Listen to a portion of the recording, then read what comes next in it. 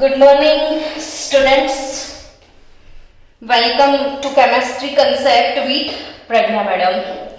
आज है Sunday. Fresh morning. Sunday को बहुत अच्छा फीलिंग आता है. पढ़ाने का मन भी बहुत ज़्यादा करता है. आज हमने एक आराम से पढ़ाने वाला टॉपिक सिलेक्ट किया है.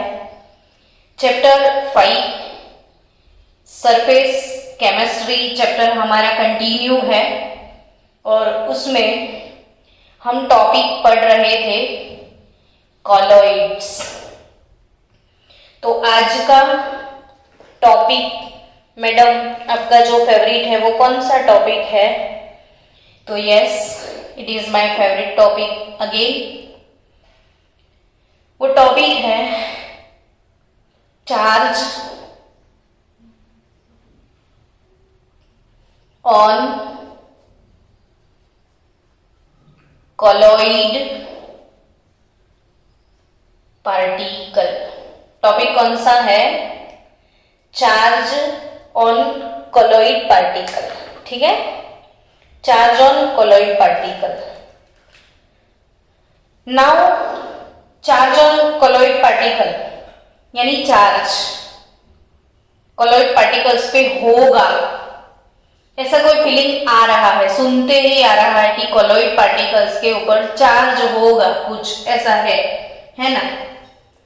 सो बच्चों, एक्चुअली ये जो सब टॉपिक है वो मेन टॉपिक कौन सा है वो पहले मैं आपको बता दूं.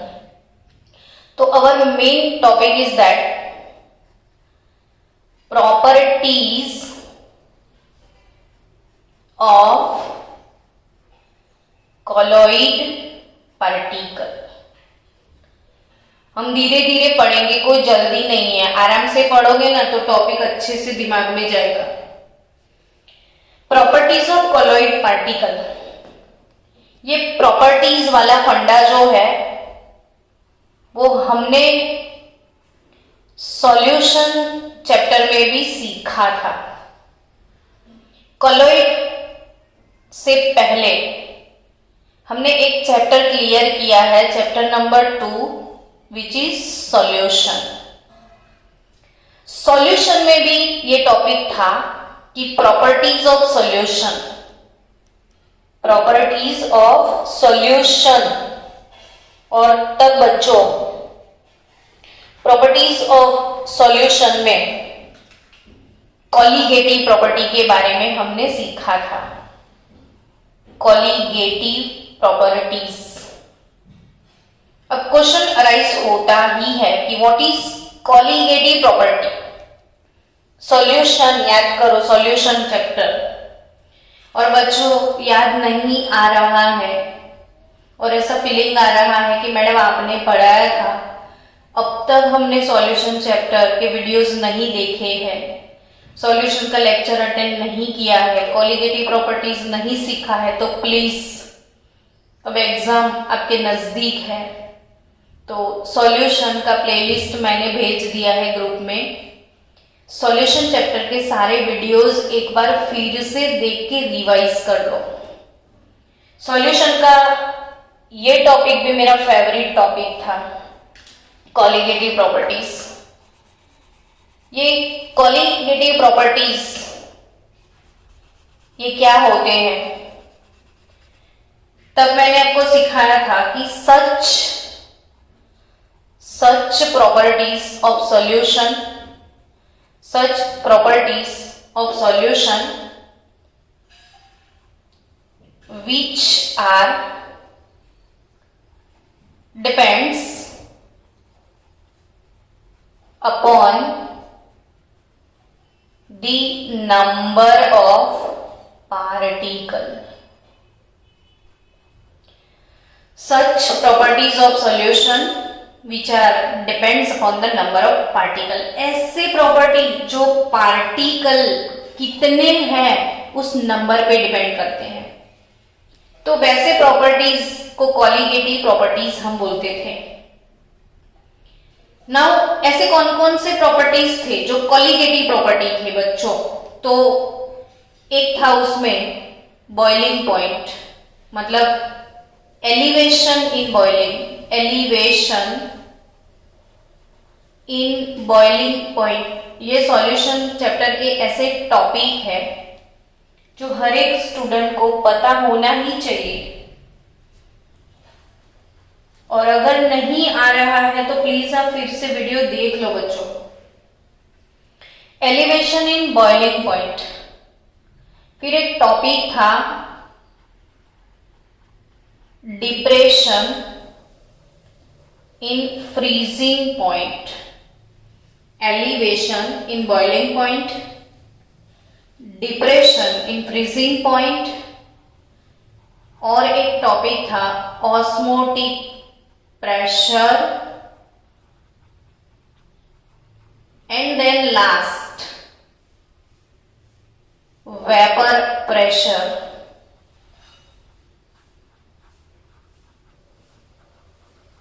और कब, तो व्हेन नॉन वोलेटाइल सॉल्यूट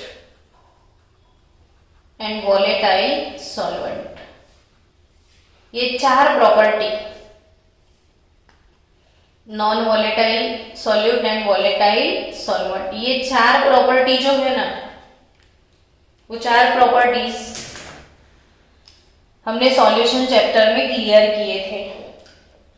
अब स्टूडेंट ये चार कोलिगेटिव प्रॉपर्टी है ना, तो सॉल्यूशन में सिर्फ एक ही टाइप के प्रॉपर्टीज हम पढ़े थे विच इज कोलिगेटिव प्रॉपर्टी, लेकिन कॉलॉइड में, प्रॉपर्टीज ऑफ कॉलॉइड में कितने टाइप के प्रॉपर्टी आते हैं, तो सॉल्यूशन में सिर्फ एक था कोलिगेटिव प्रॉपर्टी जिसमें चार प्रॉपर्टी थी, लेकिन कॉलॉइड में ऑलरेडी ऐसे चार प्रॉपर्टीज है कॉलॉइड पार्टिकल के पास। तो कौन कौन से चार प्रॉपर्टीज है कॉलॉइड में, तो फर्स्ट प्रॉपर्टी है प्रॉपर्टीज ऑफ कॉलॉइड में, फर्स्ट कोलिगेटिव, तो उसमें भी है colligative properties of colloid. Second electrical properties of colloid. Third mechanical properties of colloid, and fourth one optical properties of colloid.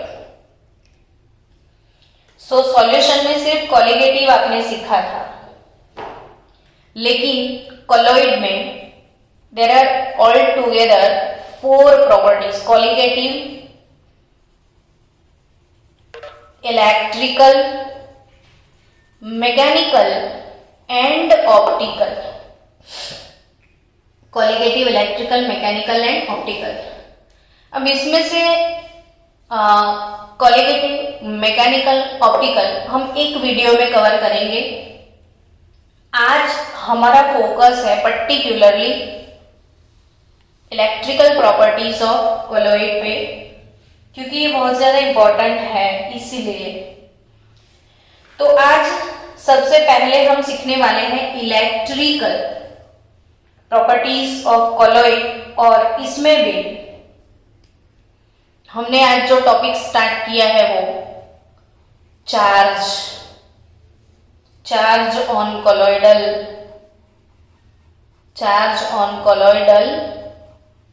Particles.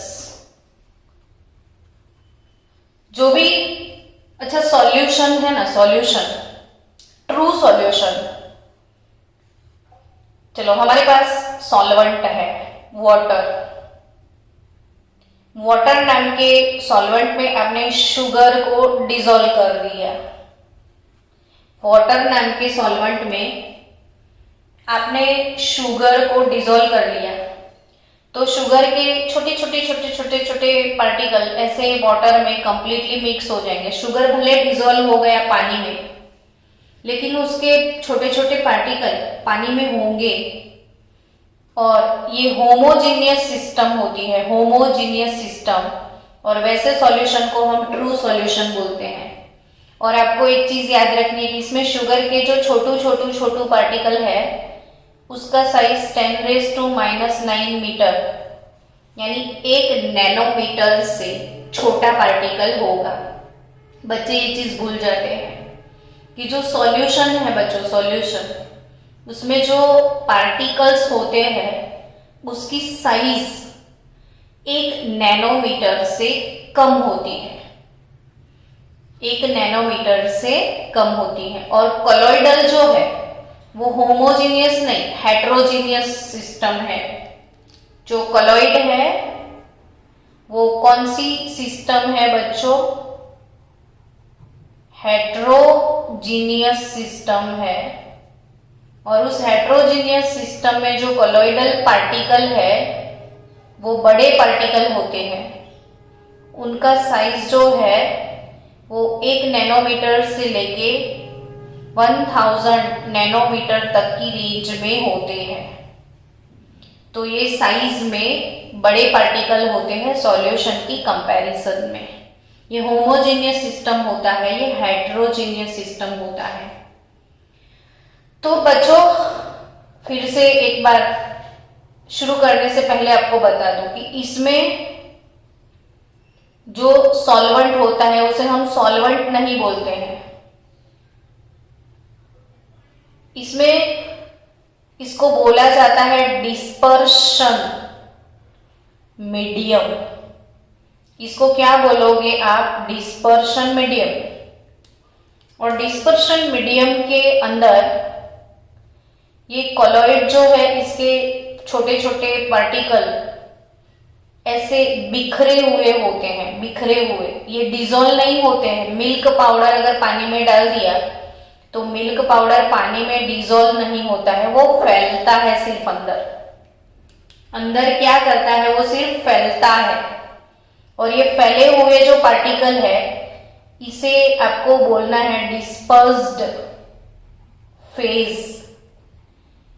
यानी सॉल्यूशन में सॉल्यूट और solvent बोलते हैं। हालांकि कोलॉइड में डिस्पर्शन मीडियम में जो पार्टिकल फैलते हैं उसे डिस्पर्स्ड फेज बोलते हैं। चलो मान लो बच्चों कि ये हमारा डिस्पर्स्ड फेज आज मिल्क पाउडर है।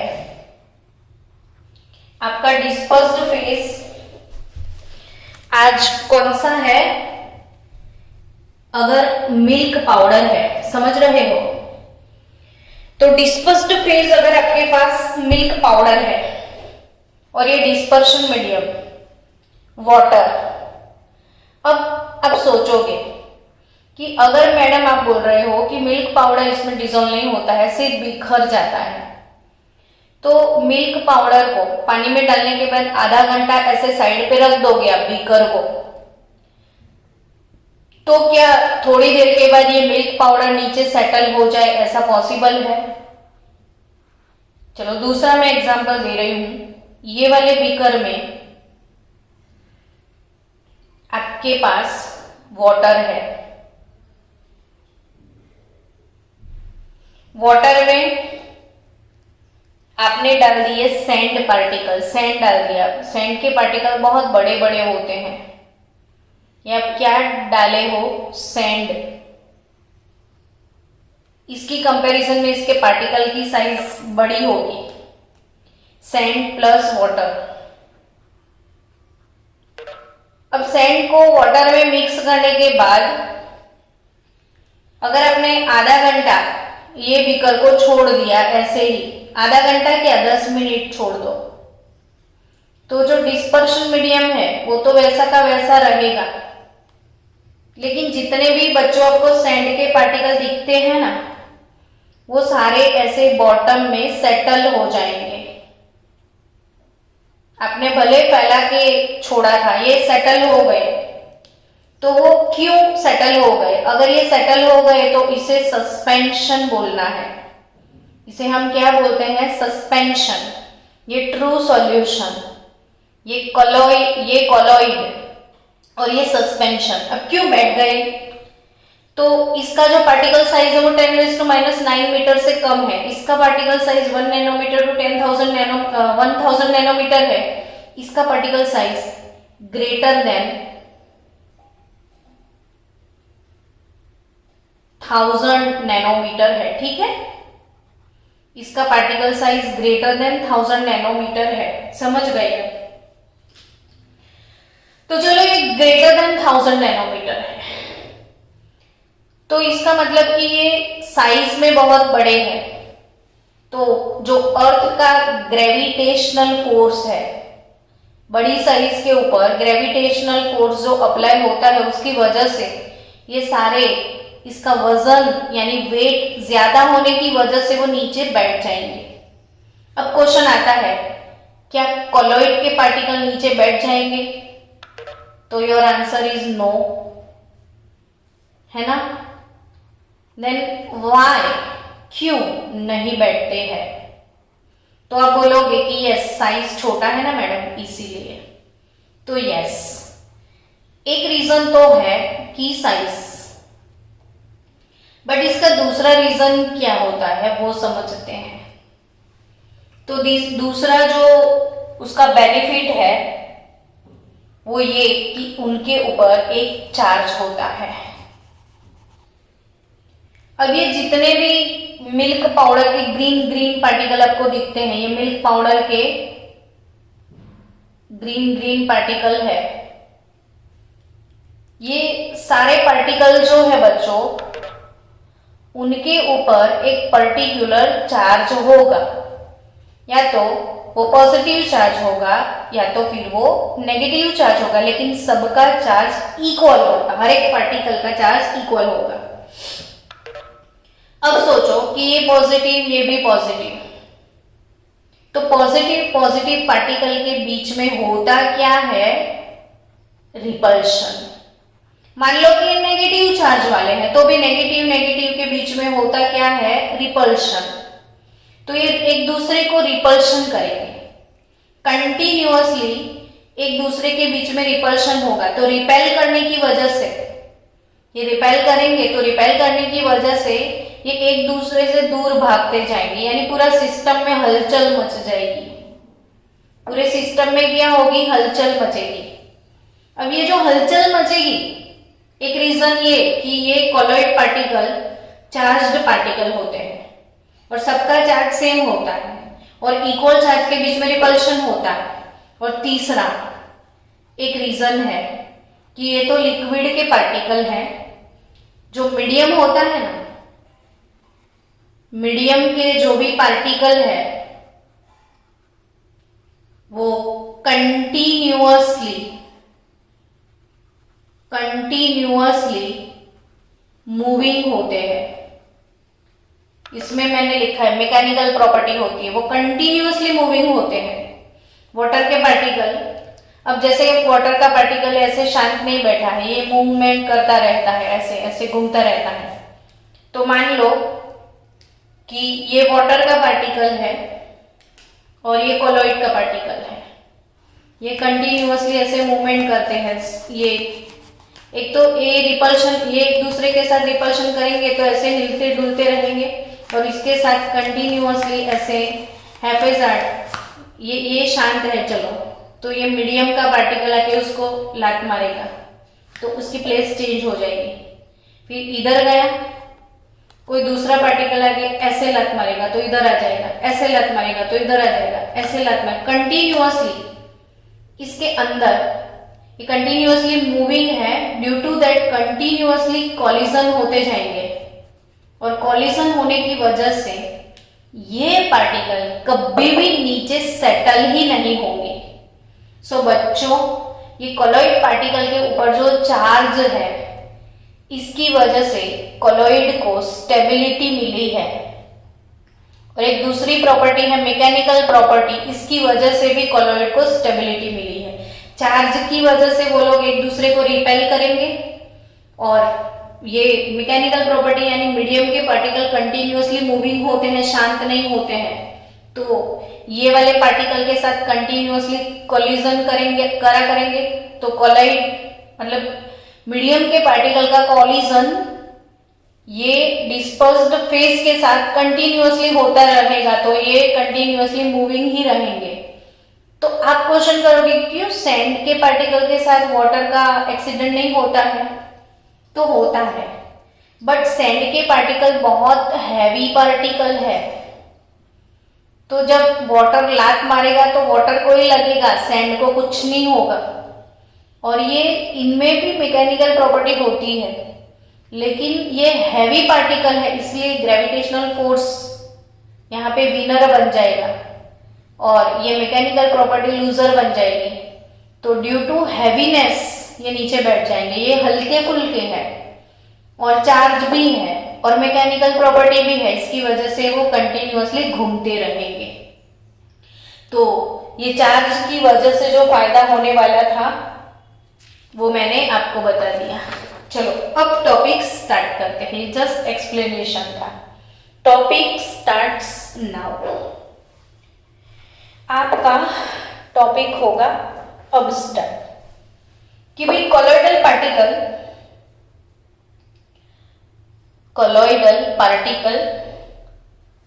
Away carry colloidal particle always carry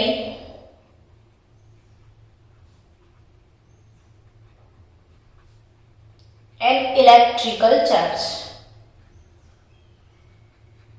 Colloidal particle always carry an electrical charge. दूसरी खास बात कि the nature of this charge, nature of this charge, either it is positive or negative, whatever the charge, ठीक है। तो nature of this charge is the same on all particle। पहली बात कि सारे पार्टिकल के पास इलेक्ट्रिकल चार्ज होता है। दूसरी बात, nature of this charge is the same for all particle, जितने भी पार्टिकल हैं सबका चार्ज सेम रहेगा।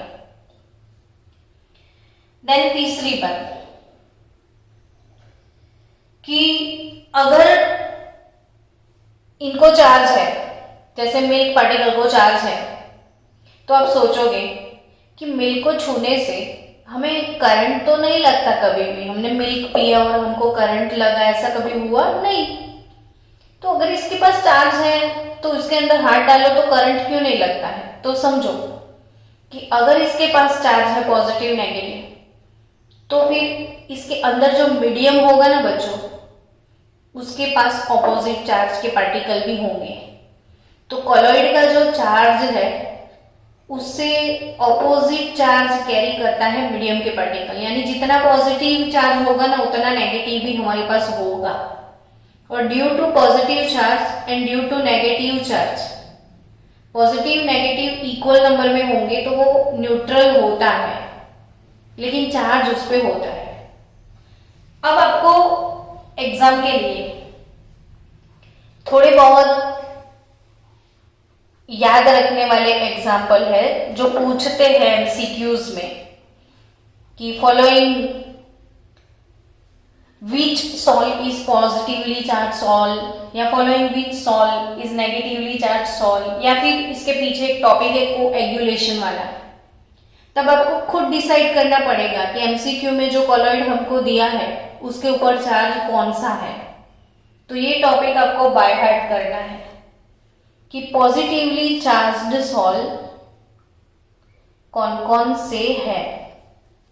तो ये आपकी मेमोरी लिस्ट में आप डाल देना कि कौन कौन से सॉल्ट ऐसे हैं जो पॉजिटिवली चार्ज्ड सॉल्ट है और कौन कौन से सॉल्ट ऐसे हैं जिनके ऊपर नेगेटिव चार्ज होता है, ठीक है।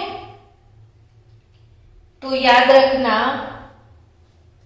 पॉजिटिवली चार्ज सॉल्ट में hydrated metallic oxides,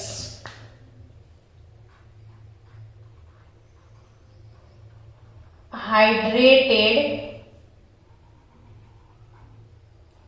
metallic oxide, hydrated यानी जिनके अंदर पानी होता है। जितने भी हाइड्रेटेड मेटालिक ऑक्साइड है वो सारे पॉजिटिवली चार्ज सॉल्ट है। For example Al2O3 into XH2O, देखो इसमें water molecule as a water of crystallisation present है, तो ऐसे सॉल्ट को हम हाइड्रेटेड मेटालिक ऑक्साइड बोलेंगे, तो वो पॉजिटिवली चार्ज सॉल्ट होंगे। फिर CrO3 इंटू XH2O, ये भी हाइड्रेटेड है।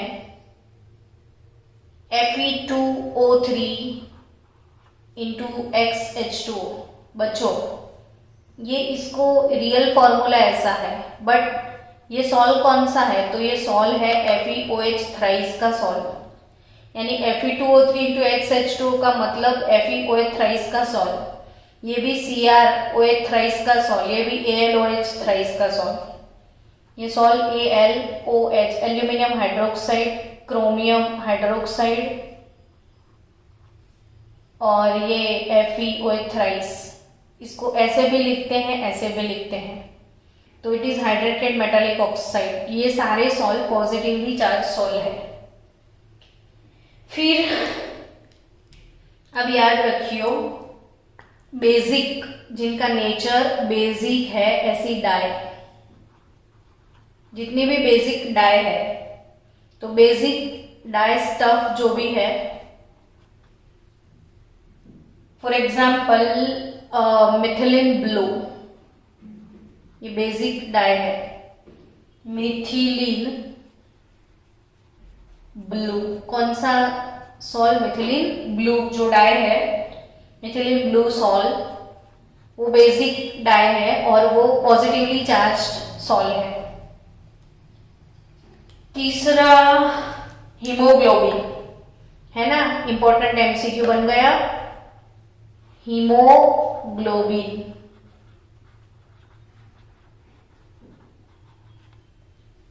तो हीमोग्लोबिन ब्लड के अंदर, ब्लड एक कॉलोइड है। ब्लड क्या है बच्चों? आपका ब्लड जो है वो कॉलोइड है, और ब्लड के अंदर जो हीमोग्लोबिन है वो पॉजिटिवली चार्ज्ड पार्टिकल है। सेम ऑक्साइड्स, तीसरा एग्जाम्पल क्या है? ऑक्साइड्स। तो oxides for example TiO2, titanium dioxide का जो सॉल्व है वो भी ये हाइड्रेटेड मेटालिक ऑक्साइड की बात है, ये सिंपली ऑक्साइड की बात है, वो भी पॉजिटिवली चार्ज सॉल्व है।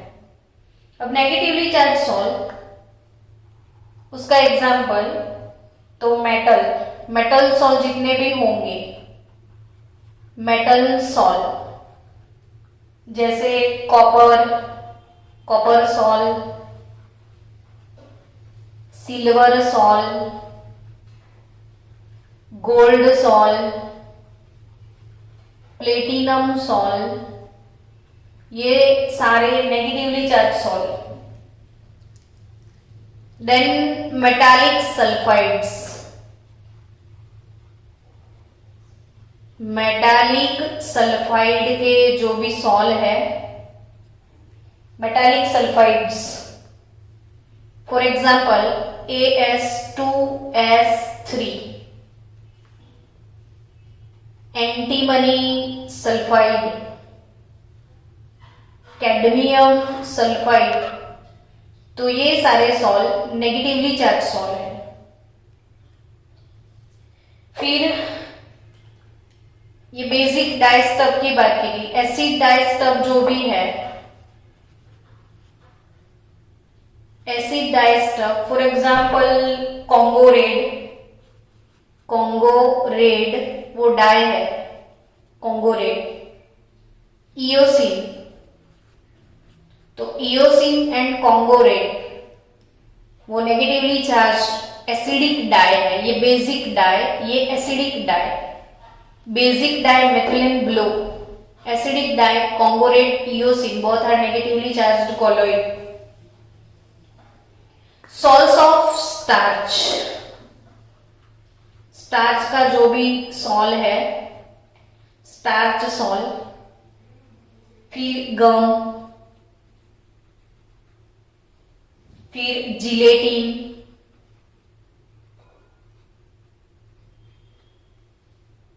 क्ले, ये एमसीक्यू लास्ट ईयर बोर्ड में था, क्ले, चारकोल।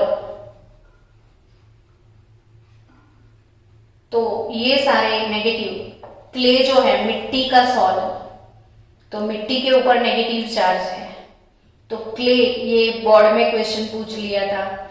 तो आपको बच्चों ये हमेशा बाय हार्ट करना पड़ेगा फॉर एमसीक्यूज, इसके बिना आप एमसीक्यू क्रैक नहीं कर पाओगे। और जो कॉम्पिटिटिव वाले बच्चे हैं, तो मैंने अलार्म पहले ही बजा के रखा है बच्चों, इसको याद रखियो, इट इज इम्पोर्टेंट है ना, ठीक है, मैंने लिखा भी है, देखो एमसीक्यू के लिए। तो ये अच्छे से प्रिपेयर कर लेना कि कौन सी सॉल पॉजिटिवली चार्ज वाली सॉल है और कौन सी सॉल ऐसी है जिनका चार्ज नेगेटिव है। नाउ